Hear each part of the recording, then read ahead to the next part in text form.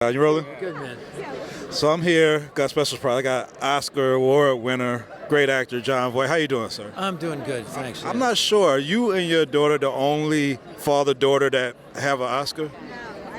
Oh, no. Jane Fonda and her father, Henry Fonda, have Oscars, yeah. Well, you're in good company then. I'm in good companies, right. When was the first sign of Angela being an actress? Like, did you see something when she was young that she might take it? And were you pushing against it as an actor? I don't talk too much about our personal interactions when, Okay. one day maybe Respect we'll it. sit down together and you can come interview me with her and we'll toss that stuff around. But I'm a little cautious about going in and saying anything because I don't want, I might accidentally say something that she didn't want me to reveal or whatever it is, But she was, she's obviously a tremendous talent, and it did happen. I didn't know if my kids were going to be involved in our business, but they grew up.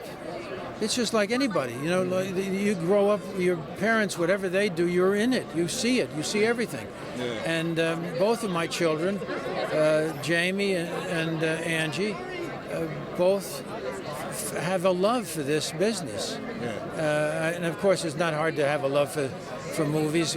Kids across the world have a love for movies, but they know all of the architecture of it, all of what it takes, What do you think about these Disney movies that builds these worlds of princesses and superheroes?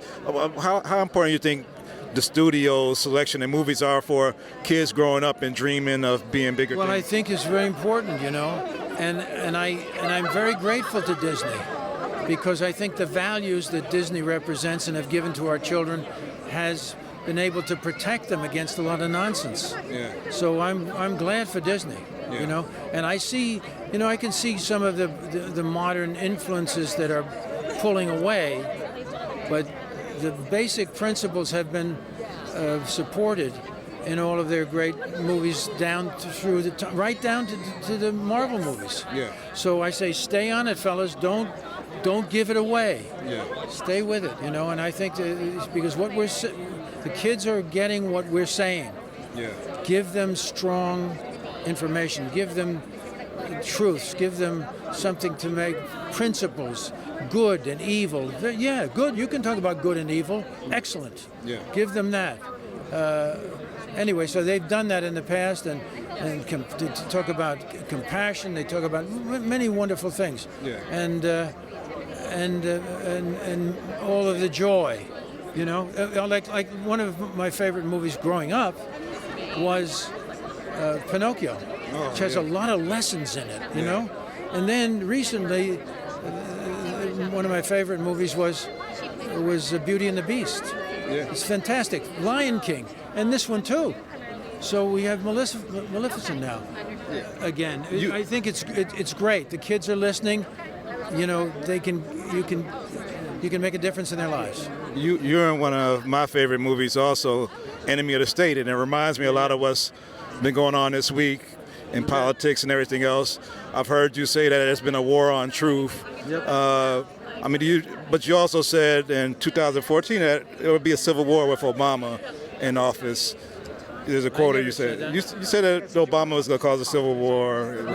Oh, yeah. That's what you just quoted us. That's right. I thought there was a civil war brewing because it was a racial, all of a sudden everything became racial. Listen, I don't think racially. Who thinks racially? A lot of people do. That's the racist. A lot of people do. If people think racially, that's racism. Do you see what I mean? If that's what they make decisions from racism. My decision is the guy got a good smile? Is he a good guy? Yeah. Is he a strong guy? Is he a good parent? Yeah. That's it. Not what's his color? How tall is he? Yeah. Give me a break. Yeah, I agree. I agree. You know what But all right, but I mean, what do you think got is? that one in, you see? Yeah. You're a good guy. I like it. He's a good Is he guy. good? No, but that's it. But look, for me to say something against Obama, that would make me a racist in some people's eyes. No, just a second. Yeah. But no, But we have to say, no. What am I saying? Is it true or not? That's all. Yeah, but you say it's a war on truth, and the candidate you supported birtherism, which was an untruth. Say this again? I said you say that there's a war on truth with this current situation, but the candidate, the president that you support, has been accused of saying a lot of lies and supported birtherism.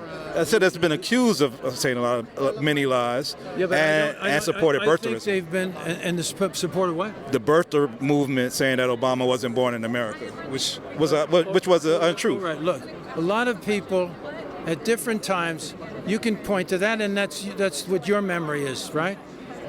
There was a lot of concern about that. There were people in Africa that said he was born there. Look, I didn't get into that, right? No, you didn't get into it. That's not important to me. Right. So what he does is important to me. Who he is important to me.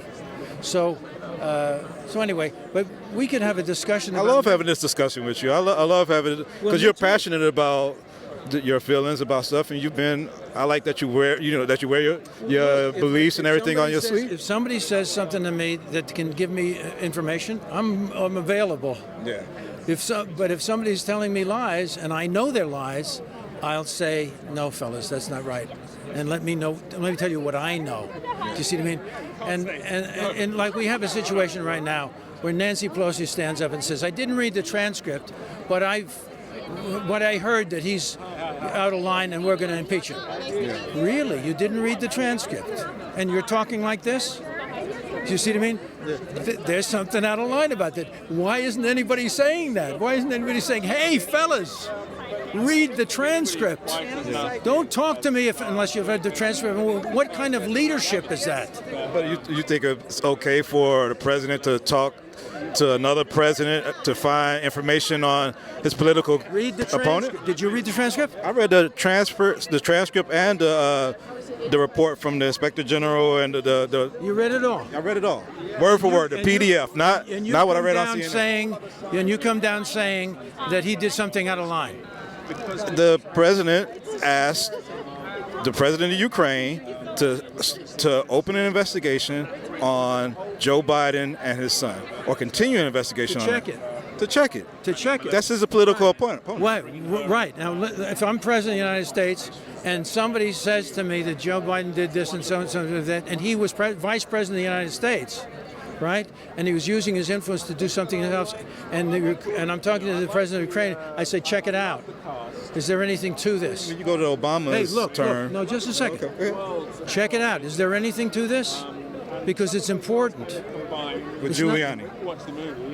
What? With Giuliani, not somebody that's been elected or the Justice Department, with Giuliani. You just said, we're talking about the transcript now, aren't we? Yeah, but he's saying check it out, and he asked Giuliani. No, wait, just a second. Sorry. He asked the president of Ukraine to do it. Right? Correct. That's what he did. Correct. That's what he did. He said Giuliani's going to call you. Okay. Yeah. But the idea is, let's find out. Okay. I think in the course of business and of a long conversation about many things, if he says that, if that's on people's minds, he better check it out. I appreciate you understand? That's my opinion. I appreciate the president of the United States. I think he should be looking out for us. So when it's not you're saying his motive was this or that. Maybe his motive is just to find out. Okay. I'm just asking the questions. I'm not stating emphatically. Just a second. I'm talking to you. So that's where I stand. Okay. I say there's nothing there. There's nothing there. Now, I know other things that are there, and they're not being talked about. You know what I mean? In other words, if Hillary Clinton, everybody knows this, is that she destroyed government property to hide emails and her reaction thing. That's a crime. That's a crime. We all know it's a crime. You know that's a crime, right? Okay. So I say, well, that's a big deal, and that's clear. But that has been pushed aside. You see what I mean? So there is a bias that we're dealing with. It's a very strong bias. People are being accused of things that are not crimes, while other crimes are being pushed under the rug.